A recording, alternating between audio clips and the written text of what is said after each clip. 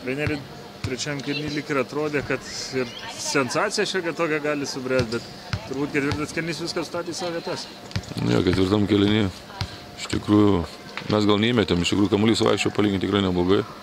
Išmetėm tokių metimų, kur, man atrodo, buvo polaisvi žaidėjai, turėjo mesti. Tiek. Kaip vertinant visą tą pasirodymą šiandien, tą kovingumą, iš tos duobės tokios rungtynių pradžio lyg ir pavyko išlipti? Aš manau, kad palyginti neblogai, aišku, ten buvo atkarpų, kur prasileidom, paskui vėl sulošim tikrai neblogas atkarpas, bet žaidimas toks banguotas gal.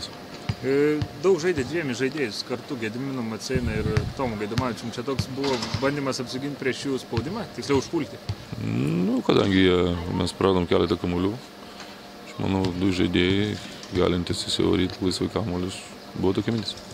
Kova po krepšiais pralaimėta, bet turbūt čia pateisinti galima, ne? Nes tikrai galinga Žalgirio priekinė linija. Kad pateisint niekad negalim, kadangi jau čia ne pirmas varžybos, kur mes pralošėm, taip kad po savo krepšių reikia kovoti ir kiekvieną kamuolį pasiimti. Iki paskutinio rungtynių lieka 2 savaitės.